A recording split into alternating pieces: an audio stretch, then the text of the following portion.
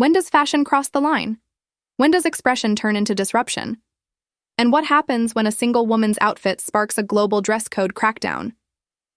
Buckle up, because today we're diving into the chaos Bianca Censori just unleashed. And trust me, it's fashion's most scandalous drama of the year. Bianca Censori, Kanye West's partner, has been trending nonstop, and not for dropping an album or acting in a blockbuster. Nope. She wore something, actually barely anything, and now the Cannes Film Festival is rewriting its red carpet rules. We're talking full nudity bans. And the internet, it's on fire. So what really happened at the Grammys? Why is Cannes suddenly playing fashion police? And is Bianca redefining red carpet culture, or just trolling us all? Let's rewind. Grammys 2025. Most people were watching to see who'd take Album of the Year. But then, enter Ye and Bianca. Ye in his classic masked persona, and Bianca practically nude. Her outfit was more of a suggestive illusion, a sheer, skin-tight piece that left very little to imagination. Social media lost its mind. Some called it art, others called it a stunt. But what no one expected? That this single moment would shatter red carpet etiquette across continents. Just a few months later, the Cannes Film Festival, known for glamour, tradition, and high fashion, drops a bombshell: a formal red carpet ban on nudity and naked dressing, no sheer gowns, no see-through mesh, no flashing the audience by accident. Their statement didn't name Bianca, but let's be real. The subtext was loud. This was about the Grammys. This was about her. It's like Cannes looked at the Grammys and said, "Not on our carpet, honey." Here's the thing, Bianca's not alone. Naked dressing has been on the rise. Think Doja Cat's sheer diamond mesh, Florence Pugh's see-through Valentino. Even Kendall Jenner walked around half-transparent in 2022. But Bianca, she took it and cranked it to 11. Her looks aren't just edgy, they're defiant, unapologetic, and deliberately viral. She's not just wearing clothes, she's making a statement. Yes, I can walk into your event nearly naked. And yes, you're going to talk about me for weeks. Some people say Bianca is a puppet for Ye's larger-than-life chaos. Others argue she's using him and the paparazzi as a megaphone for her own agenda. Whatever the case, one thing's clear: this isn't accidental. Her fashion is calculated, confrontational, and curated to explode online. And Cannes? By banning nudity, they unintentionally made Bianca even more iconic. Think about it. They made a whole policy just to stop her vibe. You know you've made it when France changes global fashion etiquette because of your outfit. Twitter? Divided. One half screaming, "Slay Queen, let women wear what they want." The other half's like, "This isn't fashion, it's exhibitionism." Instagram. Stylists started breaking down Bianca's look, calling it liberating minimalism, while conservative critics called it a publicity thirst trap dressed as a dress.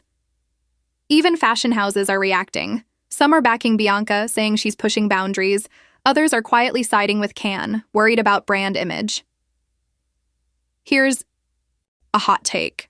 Bianca Censori is what Gen Z calls the anti-celebrity. She doesn't smile for the cameras, doesn't give red carpet interviews, barely posts on socials. She lets her clothes, or lack thereof, do the talking, and in a world obsessed with PR teams and polished images, Bianca's raw, unfiltered vibe, it's either genius or madness, or both. She's Kanye's perfect match, controversial, mysterious, and meme-worthy. Cannes' dress code might mark a bigger shift. Are we about to see a red carpet return to old-school glam? Gloves, gowns, and covered silhouettes? Or is this just a temporary pushback, and fashion will get even wilder next year? Bianca might have just triggered the pendulum swing, because in fashion, every extreme leads to a counter-reaction, and we're living right in that turning point. So here's the question: did Bianca go too far? Or did she go exactly where fashion needed to go?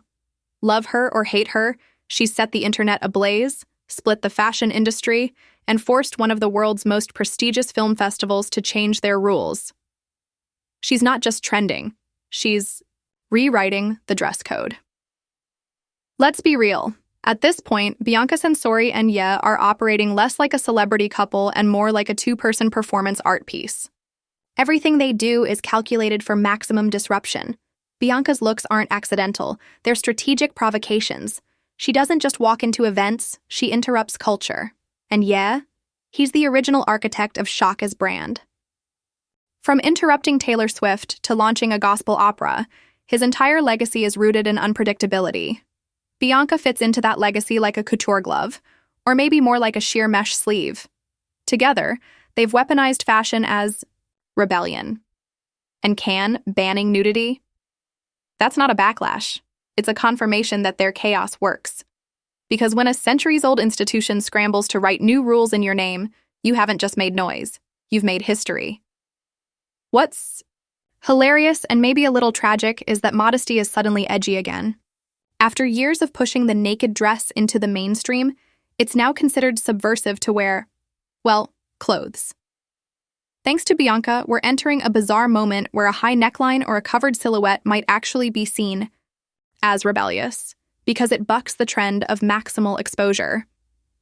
Fashion has always been cyclical, but this is something deeper. We're witnessing a cultural whiplash, where one woman's barely there bodysuit has made luxury brands rethink transparency, both literally and metaphorically, and it raises a wild question. Are we about to see the rise of quiet fashion again? Covered bodies, louder statements, all because one it girl got too naked for Cannes to handle? Let's be honest. Celebrities used to dress for approval, from the press, from designers, from award show producers. But Bianca's generation, they dress for the algorithm. The red carpet is no longer about elegance or status. It's about virality. Every sheer panel, every flash of skin is curated for maximum engagement. And traditional gatekeepers like Cannes, they're fighting a losing battle. They can ban nudity, sure, but they can't ban influence. Because what they're really trying to regulate isn't fashion, it's attention. And that's the one thing Bianca and Ye control better than anyone else. They don't need your permission to dominate the headlines, they just need one outfit, or the absence of one. Bianca isn't just pushing buttons, she's making a statement about who gets to decide what's appropriate. Her outfits are designed to offend, but not in a sloppy, desperate for attention way. They're calculated, sculptural, even academic. You can almost hear the fashion world arguing, is it vulgar or is it high-concept performance art? That's what makes her presence so magnetic. She exists in the in-between, the gray space where couture meets chaos and elegance winks at obscenity. She's not breaking the rules, she's asking why they existed in the first place. And by doing it on stages like the Grammys, she's challenging institutions that have spent decades telling women what they can and cannot wear. It's rebellion, but wrapped in the aesthetic of luxury. Cannes' nudity ban isn't just a dress code, it's a declaration of war against the cultural tide.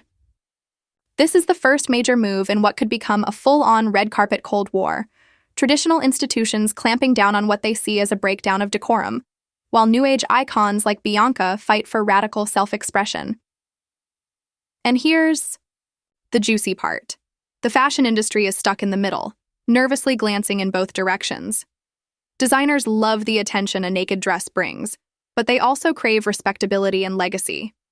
So who do they cater to? The rebel muse? Or the elite gatekeepers?